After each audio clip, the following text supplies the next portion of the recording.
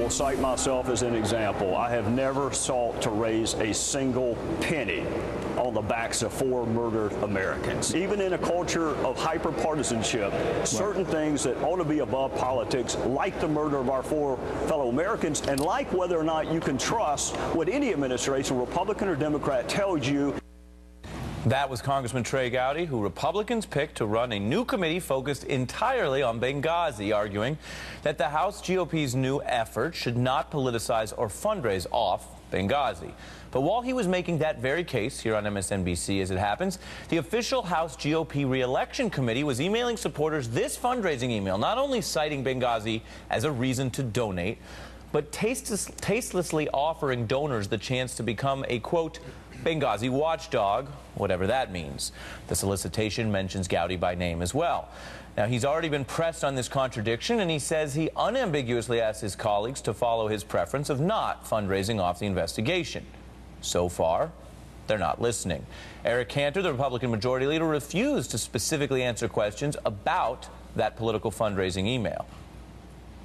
There's a lot of discussion about the creation of the Select Committee and around the politics of it versus the policy of it. And I know that, you know, there is much being hurled about right now. And I know there's a lot of other allegations around this, but we should stay focused on that issue and make sure we get to the bottom of it. Now, that is the whole point there. Cantor's non-answer assumes the reason, as he put it, for another Benghazi investigation is obviously legitimate, improving security, for example. And that may be the motivation for some Republicans, but for many others, Benghazi no longer reflects a tragedy as it should. It reflects an opportunity. That's why members of the Republican leadership are so eager to fundraise off it this week before their new committee is even officially formed. That's why the word Benghazi itself has taken on such force on the right. It's become a sort of an origin story for the myth that Hillary Clinton was a bad diplomat and Barack Obama a failed commander-in-chief, even as the previous investigations and reviews found no such conspiracy from the top. And that's the hypocrisy at the root of this never-ending story. The very Republicans who began an inquisition to supposedly defend and honor our fallen heroes are now the ones turning those very deaths into political theater, political posturing, and as you're seeing today, a whole lot of political fundraising. Joining me now is MSNBC.com executive editor Richard Wolff and Washington Post columnist and MSNBC contributor Eugene Robinson. Welcome, gentlemen. Richard, how do they proceed here and claim this is not political?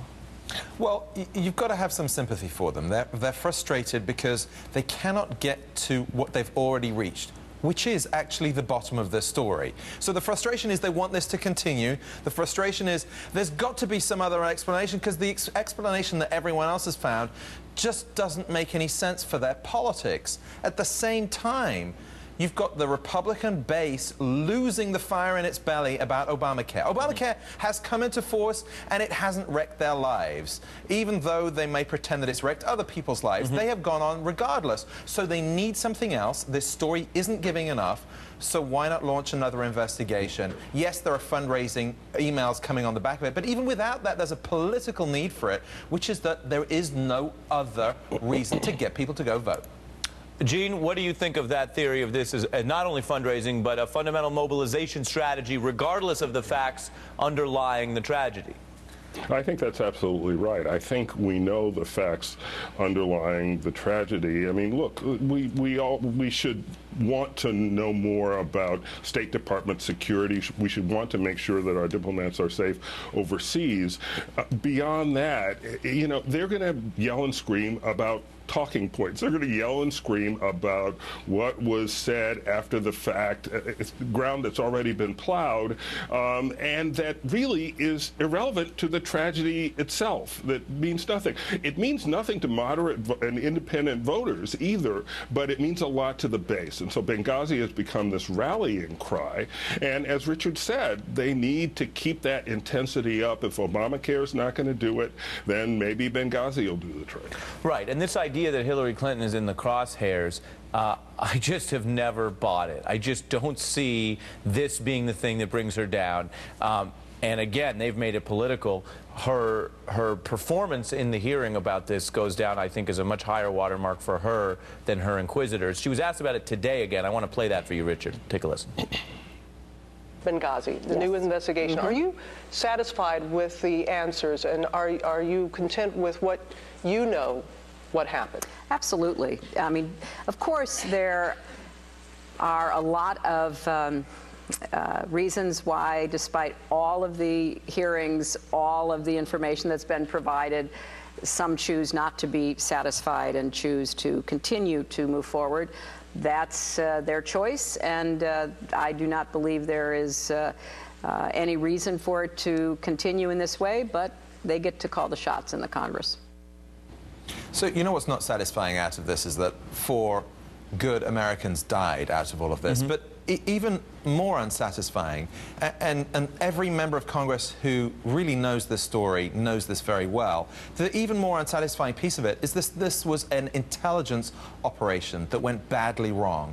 So unless Republicans have forgotten everything they've been telling the American people since 9/11 at least, about sources and methods and national security and the need to protect the intelligence services of the United States of America. If they've forgotten all of that, then yes, they can pursue this story to their heart's content and wonder why, oh why, did the American ambassador to the UN not tell the full story about an intelligence operation that went wrong? Or they can just reveal sources and methods and pull out everything that the CIA doesn't want to tell everyone about everything that it does in North Africa or every post-Arab Spring country. It's a farce. They know it's a farce. When Eric Cantor goes out and says it's about politics and policy, there is no policy here. It is purely about the politics. Right. And so, Gene, when you look at that, I want to be clear. We're covering this because tomorrow they're going to hold a vote to create a select committee. You mentioned intelligence, Richard. The only other select committee that exists is about espionage and intelligence, a worthwhile select committee. They are turning the functions of government towards this.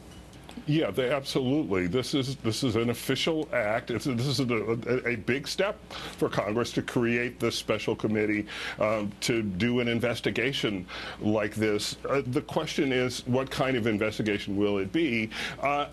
Richard makes a good point. I think they are not going to uncover every rock to look what's under it and reveal all sorts of sources and methods. I think cooler heads will keep them from doing that. So I think they will quickly turn to the politics of Benghazi. That's where we started, and that is where we end this segment. We will look at the politics tomorrow. Eugene Robinson and Richard Wolff, thank you both for joining me tonight. Thank you. Appreciate it. Good to be here, Ari. Coming up,